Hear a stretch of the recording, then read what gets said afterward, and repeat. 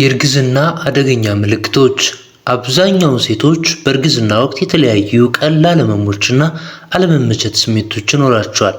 ነገር ግን አንዳንድ አስቸኳይ ሕክምና እርዳታ የሚያስፈልጋቸው የእርግዝና ህመሞች ስላሉ ሁሉም ነፍሰ ጡር እናቶች፣ አጋሮቻቸውና ቤተሰቦቻቸው የእርግዝና አደገኛ ምልክቶችን በማወቅና መቼ ወደ ጤና ተቋም መምጣት እንዳለባቸው በመረዳት እናቶችን ጽንሳቸውን መጠበቅ አለባቸው። ከነዚህ ምልክቶች አንዱ ያጋጠማት ሴት በአስቸኳይ ወደ ጤና ተቋም መምጣት አለባት። አንደኛ ከማህፀን ደም መፍሰስ፣ ሁለተኛ ራስን መሳት ወይም መንቀጥቀጥ፣ ሶስተኛ ከባድና ቶሎ የማይተው ራስ ምታት፣ አራተኛ የእይታ ብዥታ ወይንም ማንኛውንም አይነት የአዲስ እይታ ችግር፣ አምስተኛ የጽንስ እንቅስቃሴ መቀነስ ወይም ማቆም፣ ስድስተኛ ከባድ የሆድ ህመም ነገር ግን የሆድ አለመመቸት አይደለም፣ ሰባተኛ የአተነፋፈስ መፍጠን ወይም ለመተንፈስ መቸገር፣ ስምንተኛ ከተለመደው የተለየ ወይም ደግሞ የበዛ የማህፀን ፈሳሽ ማየት፣ ዘጠነኛ የእንሽርት ውሃ ሲፈስ አረንጓዴ፣ ደማቅ ቢጫ ወይም ቆሻሻ የሚመስል ወይም ሽታ ያለው ከሆነ፣ አስረኛ በአጭር ጊዜ ውስጥ የፊት የእጅና የእግር እብጠት በከፍተኛ ደረጃ መጨመር፣ 11ኛ የማይቋረጥ ማቅለሽለሽና ማስመለስ፣ 12ኛ ከፍተኛ ትኩሳት ማለትም ከ38 ዲግሪ ሴንቲግሬድ በላይና እንዲሁም ብርድ ማለት ወይም ካልጋ ለመነሳት የሚከብድ ድካም፣ 13ኛ በሚሸኑ ጊዜ ማቃጠል ወይም ህመም በተለይም ከትኩሳት ጋር ከሆነ ወይም የሽንት መጠን መቀነስ። ከተለመዱ ከእርግዝና ጋር ተያይዘው የሚመጡ ችግሮች ከዚህ በታች የተጠቀሱት ምልክቶች በእርግዝና ወቅት የተለመዱ ችግሮች ሲሆኑ በቅድመ ወሊድ ሕክምናና ክትትል ጊዜ ለጤና ባለሙያዎች በማማከር መፍትሄ ማግኘት አለባቸው።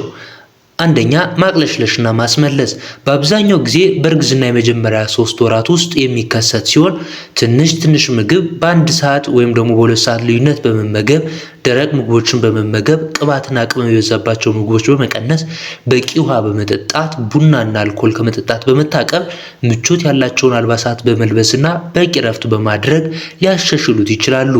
በተጨማሪም ማቅለሽለሽን የሚያስነሱ ሽታዎችን፣ የመኪና ጉዞ፣ ሙቀት ወዘተ መቀነስና ዝንጅብል የያዙ ምግቦችና መጠጦችን በመጠቀም ማቅለሽለሽን መቀነስ ይቻላል። ማስመለሱ ግን ተደጋጋሚ ከሆነ እና ማንኛውንም ምግብ ሆነ መጠጥ ማቆየት ካቃቶት፣ የማዞር ስሜት፣ ከባድ ድካም ወይም የክብደት መቀነስ ካጋጠሞት ወደ ጤና ተቋም በመሄድ ምርመራ ያድርጉ።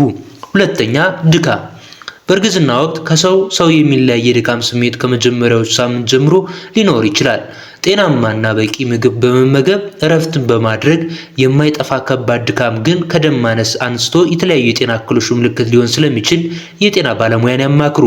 ሶስተኛ ሄሞሮይድ ወይም ደግሞ የኪንታሮት በሽታ በአብዛኛው ጊዜ በእርግዝና የመጨረሻ 3 ወራት ውስጥ የሚከሰት ሲሆን ፊንጢጣ አካባቢ ማሳከክ፣ ምቾት ማጣት ወይም ደግሞ ደም ማየት ምልክቶች ናቸው። የሆድ ድርቀት ዋናው የኪንታሮት በሽታ መንስኤ በመሆኑ ከታች የተገለጹትን የሆድ ድርቀት መፍትሄዎች በመተግበር መከላከል ይቻላል።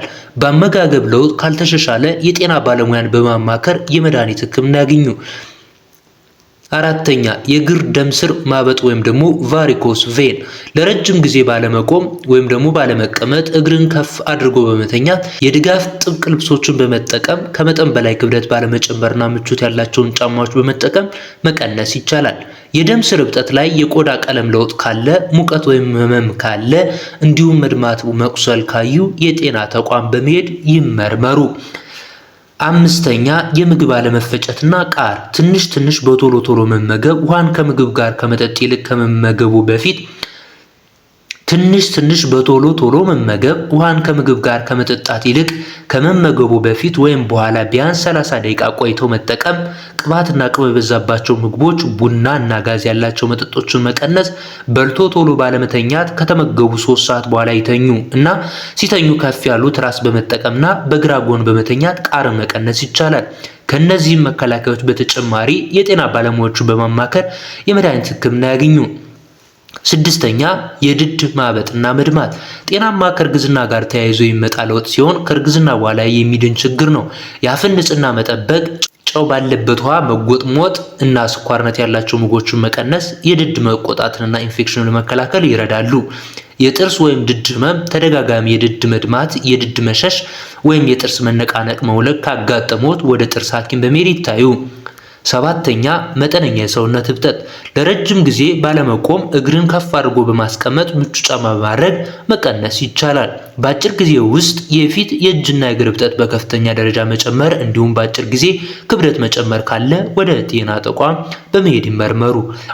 8ኛ የቆዳ ለውጦች ማዲያት የሚመስል ፊት ላይ የሚወጣ የቆዳ መጥቆር ወይም የቆዳ መለጠጥ ሸንተረር ጤናማ ከእርግዝና ጋር ተያይዘው የሚመጡ ለውጦች ስለሆኑ ሕክምና ያስፈልጋቸው። ከእርግዝና በኋላ በአብዛኛው ጊዜ የሚደበዝዝ ቢሆንም ለበለጠ ለውጥ የቆዳ ሐኪምን ያማክሩ። 9ኛ የማህፀን ፈንገስ ኢንፌክሽን ጤናማ የማህፀን ፈሳሽ ውሃማ ወይም ነጣ ያለ ቀለም ያለው ሲሆን በእርግዝና ወቅት ከበፊቱ በመጠን ሊጨምር ይችላል። ያልተለመደ ነጭ ወፍራም ሽታ አልባ የማህፀን ፈሳሽ መኖር ወይም በማህፀን አካባቢ ማሳከክ፣ ማቃጠል ህመም ካለ የማህፀን ፈንገስ ኢንፌክሽን ሊሆን ስለሚችል ለጤና ባለሙያ በማማከር ቀላል በሚባል ህክምና መዳን ይችላሉ። 10ኛ የአፍንጫ መታፈን ወይም ነስር የአፍንጫ ድርቀትን ለመቀነስ በቂ ውሃ በመጠጣት ጠቃሚ ሲሆን ነስር ከተከሰተ ደግሞ ቀና ብሎ በመቀመጥ በትንሹ ወደፊት አዘንብሎ ሁለቱንም አፍንጫ ቆንጥጦ ከ10 እስከ 15 ደቂቃ በመያዝ እንዲሁም በረዶ የአፍንጫ አጥንት ላይ በማስቀመጥ ማቆም ይቻላል። መተንፈስ ካስቸገሮት ነስሩ 20 እስከ 30 ደቂቃ ለማቆም መተንፈስ ካስቸገሮት ነስሩ ለ20 እስከ 30 ደቂቃ አላቆም ካለ ብዛት ካለው ከተደጋገመ ወይም ማዞር ከጀምሮት ወደ ጤና ተቋም ይዱ። 11ኛ የሆድ ድርቀት በፋይበር የበለጸጉ ምግቦችን ጥራጥሬ፣ አትክልትና ፍራፍሬ፣ ባቄላ፣ ምስር ወዘተ በመመገብ መጠነኛ የአካል ብቃት እንቅስቃሴ በማድረግ በቂ ውሃ በመጠጣት ሊቀንሱት ይችላሉ። በተጨማሪም የአይረን መድኃኒት እየወሰዱ ከሆነ የጤና ባለሙያን በማማከር አወሳሰዱን ለማስተካከል ይወያዩ። በእነዚህ መከላከያዎች ካልተሻሉት የጤና ባለሙያን በማማከር የመድኃኒት ሕክምና ያግኙ። 12ኛ የጀርባ ህመም ከባድ ዕቃ ባለማንሳት አቀማመጦን ድጋፍ በመጠቀም ቀጥ በማድረግ በጀርባ ሳይሆን በጎን በመተኛት እረፍት በመውሰድ ምቹ ጫማ በማድረግ ቋሚ ተመጣጣኝ አካል ብቃት እንቅስቃሴ በማድረግ መቀነስ ይቻላል። ከባድ ህመም ካለው ድንገተኛ ከሆነ የሚመጣና የሚሄድ ከሆነ የምጥ ምልክት ሊሆን ይችላል ወይም አብሮት የሽንት ችግር ካለ የሽንት ኢንፌክሽን ሊሆን ይችላል። ወደ ጤና ተቋም በመሄድ ይታከሙ። በእርግዝና ወቅት ማንኛውንም የህመም ማስታገሻ ከመውሰዱ በፊት የጤና ባለሙያ ያማክሩ።